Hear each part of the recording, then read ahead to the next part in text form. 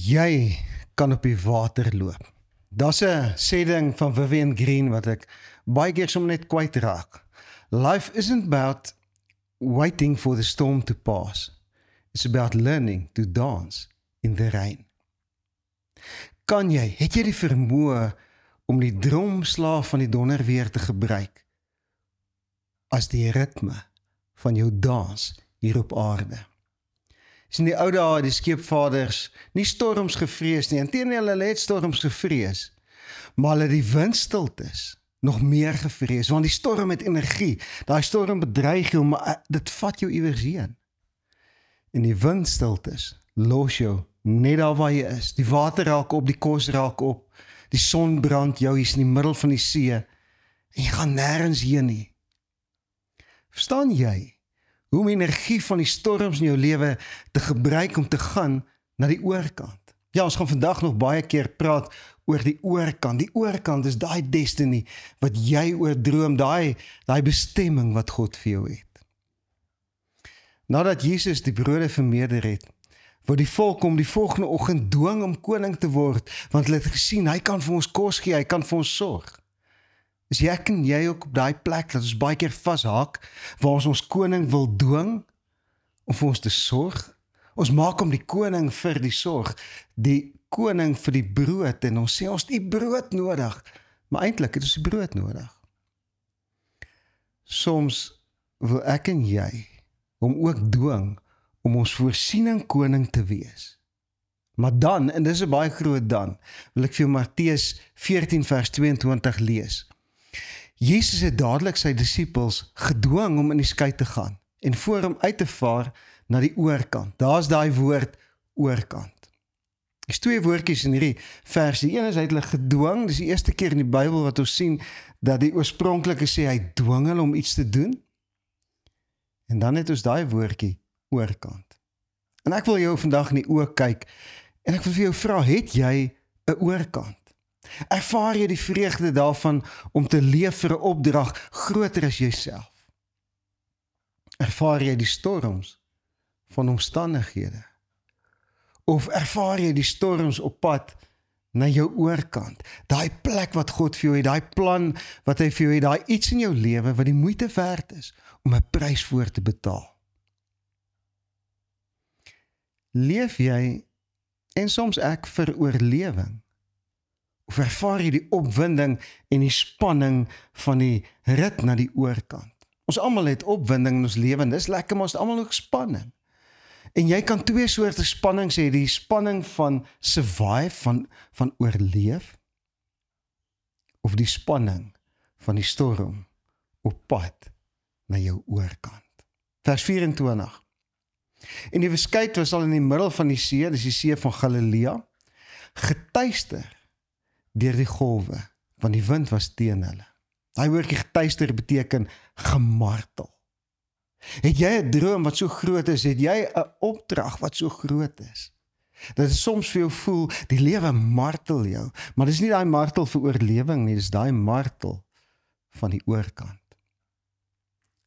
Vers 25, maar die 4de nagwaak het Jesus na hulle gekom, al wandelende op die see.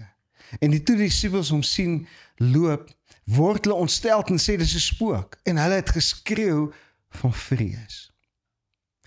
Die verlosser, hulle verlosser, lyk skielik in hierdie omstandighede na 'n spook. Storms maak dat ek en jy nooit ons verlosser kan sien vir wie hy is nie. En soms kom hy na ons toe al wandelende op die water van ons lewe en ons omstandighede en ons sê, wow, beter die duiwel wat ek ken is die een wat ek nie ken nie, is 'n spook op pad. Dan maak storms dat ek en jy altyd 'n groot vraag vra. Dit klink na 'n onskuldige vraag, maar is 'n baie gevaarlike vraag. Ons vra hierdie vraag, is dit my omstandighede? Is dit my skuld? Is dit my skuld? En daai een sin in jou en my gemoed sê dat ons kyk, ons verlosser mis, ons sien ons verlosser vir 'n spook. Maar Jesus het dadelik met hulle gespreek en gesê, hou goeie moed, dis ek, moenie vrees nie. Jy sien, die storm op pad na sy oorkant, het vir een man in hierdie boot te erg geword. En dit is Petrus. Hoor wat sê vers 28, en Petrus antwoord hom en sê, Here, as dit U is, beveel my om op die water na U te kom. Met ander woorde, Here, as dit U is, as U nie 'n spook is nie, vat my weg van die oorspronklike opdrag, sien julle aan die oorkant. Soms bid ek en jy, en ons bid vir 'n wonderwerk, maar eintlik is dit 'n wonderwerk wat ons wegvat uit daai opwindende pad na die oorkant van jou lewe. Daai plek waar jy in die skepingsdoel is waar Vader God vir jou het, daai plek waar jy 'n prys het om te betaal, wat dit opwindend is, om deur die vuuroond vir hom te loop. Jy sien, want elke mens het 'n bevel nodig in sy lewe. Die disippels het die bevel gekry, ek dwing julle in die skei in, kry my aan die oorkant van die see. Bevele van ons koning gee doel en rigting in ons lewe. Daar in daai bevel van die koning, wanneer ons dit gryp en begin doen saam met ons gemeente, daar word betekenis in ons harte gebore. Iets wat jou uitdaag om op die water te loop. Hoor wat sê vers 29. En Jesus sê, onthou Jesus weet, hierdie ou wil uit die skip uitkom, hierdie man vlug eintlik vir die opdrag, maar hy sê die volgende, want sy genade is groot, hy sê kom. Petrus klim toe van die skei af en loop op die water om na Jesus toe te gaan. Maar, vers 30, toe hy die sterk wind sien, het hy bang geword en hy het begin sink. En hy roep en hy sê, Here, red my. Klink dit na oorlewing? Die oomblik toe hy uit die opdrag van die Here uitklim en hy stap op die water, hy loop binne in die wonderwerk, in 'n oogwink, toe verander sy wonderwerk na 'n stryd om oorlewing. Hy wil verdrink. En ek en jy doen dit so maklik.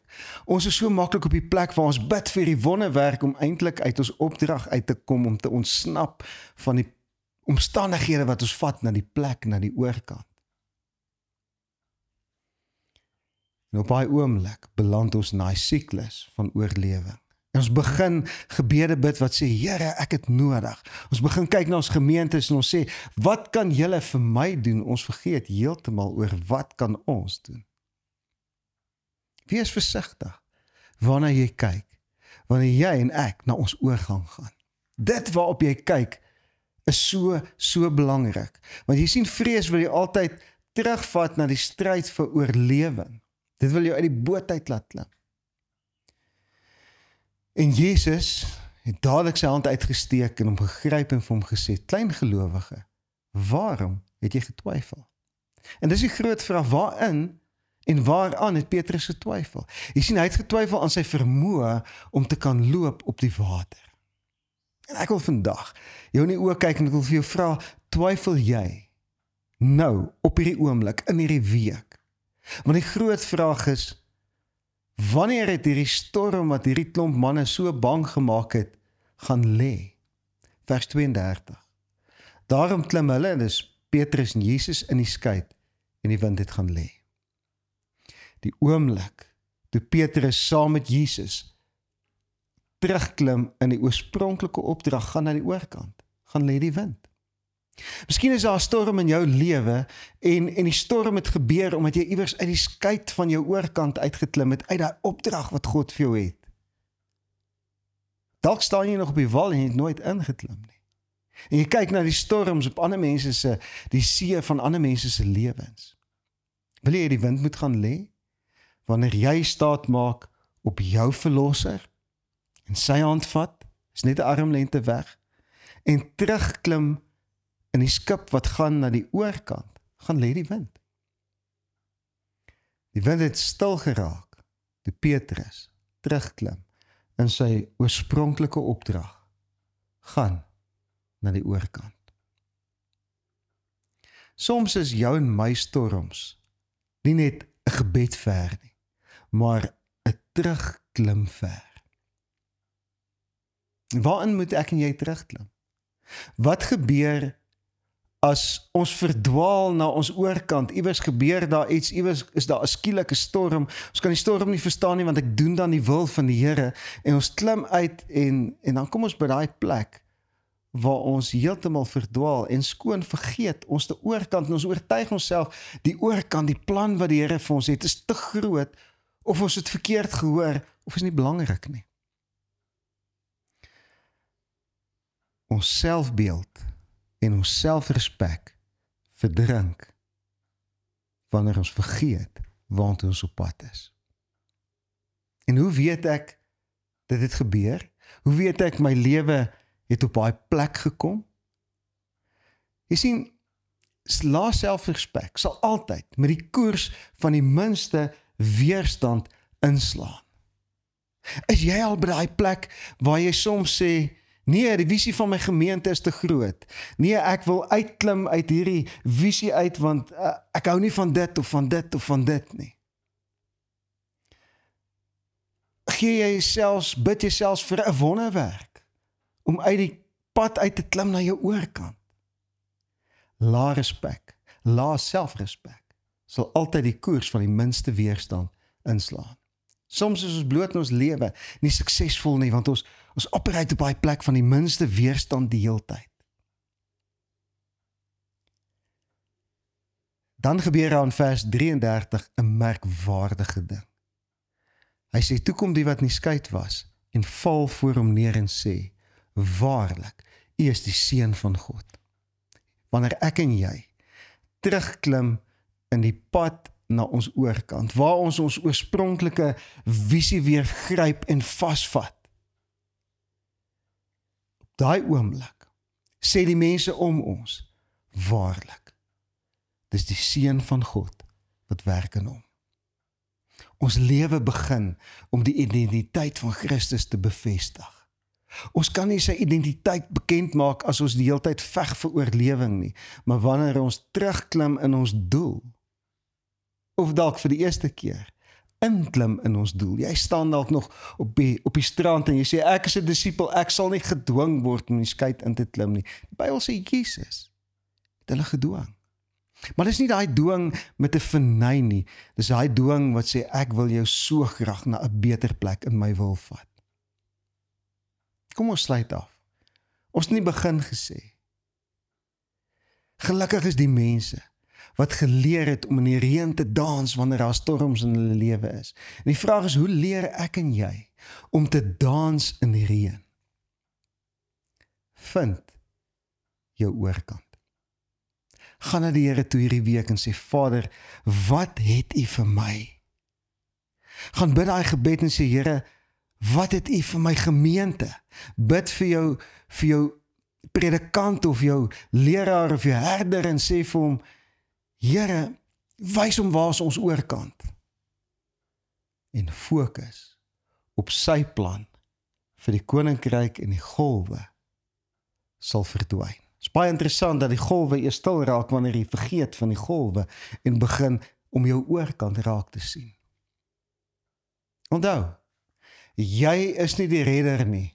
Hy is. Hou op om te sê, ek gaan die leiers bokant my red. Hou op om te sê, ek gaan my selleier red. Hou op te sê, ek gaan my pa of my ma net die hele tyd red, want hulle doen nie wat ek dink reg is nie. Kom by die plek waar jy sê, daar is net een redder, dis Jesus, en ek maak op hom staat, hy sal die storm stil maak. Maak nie saak in watter aspek van jou lewe daar storm is op hierdie oomblik nie. Onthou, jy is die redder van jou voete. Met ander woorde, jy kan besluit, voete bly in die skip op pad na die oorkant. Maar jy is nie die redder van jou omstandighede nie. Jesus is. Hy het bloed gesweet, want hy het ook 'n oorkant gehad, en sy oorkant het op die kruis geëindig en begin. Dit was 'n baie moeilike oorkant. Self Jesus het gesê, Here, as U wil is, laat dit net verby my gaan. Maar nie my wil nie. U wil, en op daai plek klim hy terug in die skip. Jesus het in daai tuin gesit en bloed gesweet en vir 'n oomblik in sy gedagtes gesê, doen 'n wonderwerk dat ek uit die skip uit kan klim soos Petrus. Maar toe sê hy, Vader, nie my wil nie, maar U wil. En wanneer jy op die water begin loop, loop in die regte rigting. Die regte rigting is terug na sy plan vir jou. Op die ou einde gaan die koninkryk nie oor ons gemak nie. Dit gaan nie oor die hope seën in ons lewe nie, en daar is baie seën oor die lewe, in die lewe, want ons dien 'n genadige God. Dit gaan oor die oorkant. Daai pad wat hy vir jou het, en daai pad wat hy vir my het. En dis die enigste ding wat betekenis aan ons lewe gee. Dis die enigste ding wat ons weer daai selfrespek gee om breë bors op te staan en te sê, ek is op pad iewers heen saam met my koning. Kom ek bid vir jou. Vader, ek wil vir elkeen bid en vir myself vandag, dat U ons oorkant sal wys, dat ons uitverkoop sal wees, dat ons dapper sal wees, om te gaan na die oorkant wat U elkeen van ons het. Ons eer U vandag, dat U ons hier op aarde gebruik, vir U groot plan, in die heelal, in die naam van Jesus. Amen.